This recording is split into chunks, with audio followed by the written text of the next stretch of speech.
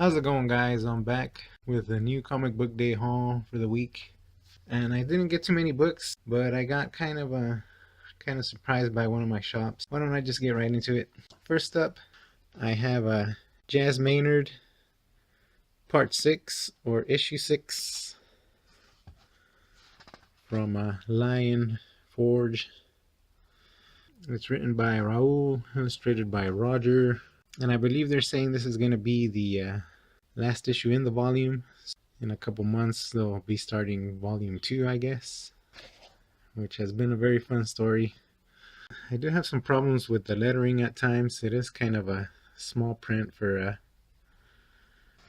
and I'm guessing that's just because once they size it down to comic book size, it makes it harder for them to write in.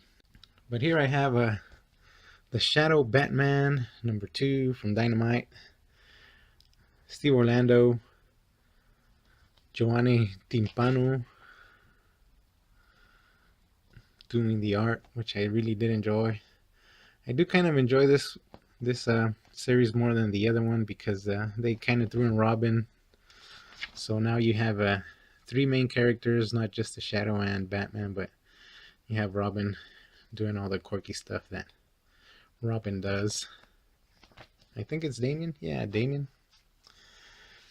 That's the only Robin that's left, right? Next I have Spiritus issue 2 from Vault Comics. The first one was kind of cool. It's basically about this futuristic world where criminals are basically taken from their bodies and implanted somehow into cyborgs or robots, and basically used as a labor force. But our main character here, this woman, is actually talking to one of the scientists, and for some reason he's gonna set her free once he puts her into the robot. Some weird stuff is going on. I'm not really sure, but now you have this robot on the run, and I guess they're going to have to hunt her down, something like that. It was pretty fun. The art is very nice. I got some #1s here. I have #1 #1 with a bullet, issue 1, and this was Being Image, another art by. It's done by George Corona, written by Jacob Sayman. So I'm not sure what it's about, but the art looked interesting enough for me to check it out. So we'll see what's up with #1 with a bullet. And I have the Grave Diggers Union #1, issue 1. And it is written by Wes Craig, who I believe is actually the artist for Deadly Class. So I guess he's gonna try out doing some writing. The art is by Toby Cypress, who I don't know if I've seen anything from him. Again, the art looked interesting. We'll see how well Craig can write, I guess. I don't know. And I have some back issues here, and I do mean back issues. I picked up some Tarzan. This is number 243, Tarzan. And of course I picked them up because it was Joe Kubert. And here is 223. I really do like this cover.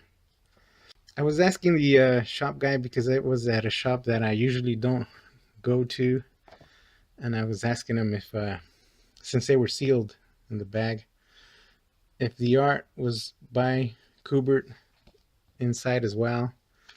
And this one is not. But of course the guy told me that he hesitated a bit, but he said that, because back then usually they wouldn't use two separate artists for a cover and interiors. It would be the same artist. But I don't know how much he knew about comics. I usually don't go to that shop just maybe once in a while. It's a very nice cover. But I was surprised to see that this was by Joe Kubert Interiors. So I'm going to enjoy reading this one. I've never really read anything from Joe Kubert. First time. I really do like the line work he has in his art. These books aren't that great in condition. I did pay $6 for this one, which I really didn't want to. This one was a $3, so $9 total for these back issues. Was it a good deal? I don't know. And here's a big surprise that one of my local shops surprised me with. They participated in the Halloween Comic Fest.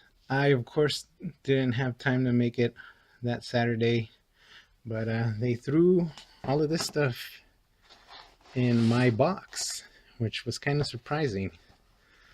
Total of, what is this? 9 books? That's a lot of books. Runaways #1. Never read that. Probably won't. I don't know. Batman Special Edition. Night of the Monsterman. I don't think I was reading Batman by the time the Monsterman came out. Or did I? Chilling Adventures of Sabrina Season 2. I do have the first trade. I wasn't that surprised by the first trade, but hey, the first issue of the second season, I'll check it out. And the Immortal Instruments, the graphic novel. I don't know. This is from Yen Press, so very manga-ish art. That's interesting. Yeah. The Tick. I'm guessing this is an older issue in full color. Grim Fairy Tales. The Boogeyman. Malika. What? Young Studio? What? Something like that. Lady Mechanica. 2017. La Dama de la Muerte. Yeah, this one looks interesting. Joe Bennett. Benitez. I don't know. DC Superhero Girls #1. That is the last one. Yeah, I thought that was kind of cool. I guess they consider me a regular at the store, so I do spend a lot of cash there. So that was a great surprise. But let me move on to some trades here. I decided to pick up Loose Ends,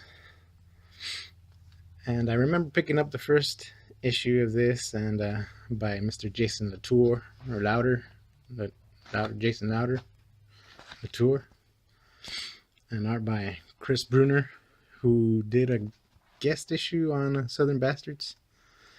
And I did enjoy the art, but for some reason I didn't continue picking up Loose Ends. So I figured I'll check out the trade. Final issue of the Meta Barons. Did I say issue? The final volume of the Meta Barons, Volume 4. Who, if you did not know, previously only collected in a hardcover, I think. So then they divided it up into 4 volumes and put it in softcover. Alessandro Jodorowsky, Juan Jimenez on the art. It's been fun. It's been interesting. It's kind of weird. I don't know. It feels old school. It feels very European. And here I have, this kind of threw me off as well. Jeff DeRose, Shaolin Cowboy, the Shaolin Cowboy, Who Will Stop the Rain. And it's a very nice hardcover. I decided to go ahead and wait for the trade hardcover because I figured I'd enjoy it more. But what I did not know is it would be this big. I mean, I thought it would be the size of a regular Dark Horse hardcover, but no, it's like really big trim size for some reason. I don't know why. What's up with that, Dark Horse? What's up with all the weird trim sizes that you got here? Still shrink wrapped. I'm not gonna tear it out of the shrink wrap because I probably won't be reading that anytime soon, sadly. So much stuff here. And continuing with the European stuff, I got some more bande dessinée. This is The Dead Man, Trent, by Rudolph and Leo. This is from Cinebook,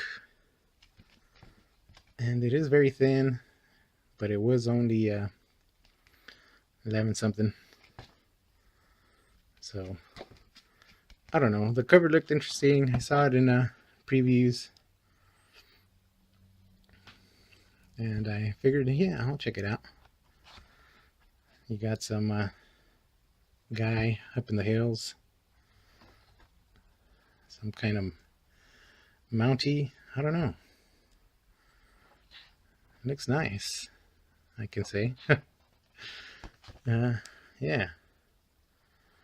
Trent, the Dead Man. Another weird formatted trim size. So much weird trim size here.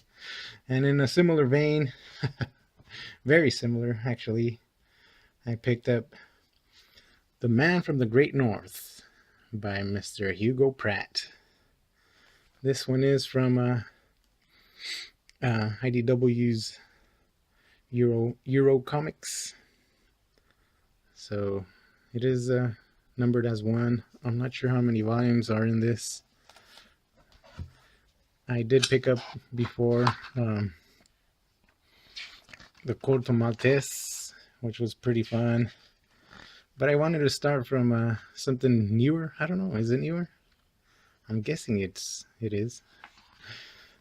But yeah, Hugo Pratt has some very nice art.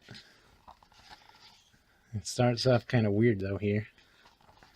I don't know if this is like some backstory or just an intro to the actual story. So yeah, there you have it.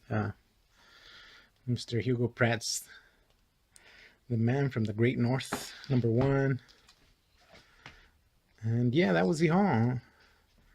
Kind of a bigger haul than usual due to all the free stuff. So yes, thank you very much for watching.